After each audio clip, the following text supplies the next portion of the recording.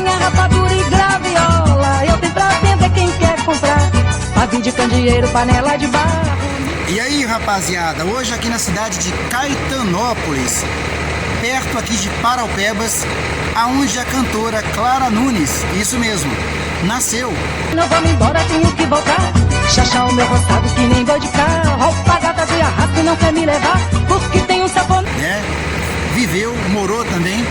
E uma cidade de muita importância para essa grande artista da música brasileira, que é filha de Minas Gerais, é um tesouro da música mundial até, da música internacional, representando o Brasil assim em muitas canções, oriunda aqui da cidade de Caetanópolis, Minas Gerais, onde estamos nesse momento.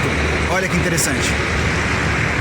No canto da rua, fazendo floresta, gente dançar. Tem Zé de Piscina fazendo renda e um ronco do... E aqui também na cidade de Caetanópolis encontra-se a Casa de Cultura, que fala aí, que mostra a vida dessa grande filha de Minas Gerais, de Caetanópolis, que é...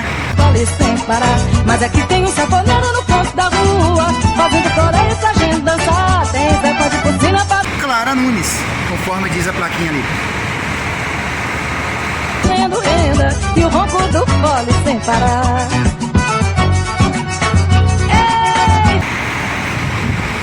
Aqui na cidade de Caetanópolis e precisamente perto de Paraupebas, conforme dito pelos populares aqui, é a cidade que fez essa estrela brilhar para todo o Brasil. Um abraço a todos e estamos conectados por aqui hoje desde Caetanópolis, cidade de uma das grandes cantoras brasileiras, Clara Nunes. Um abraço a todos vocês, estamos conectados.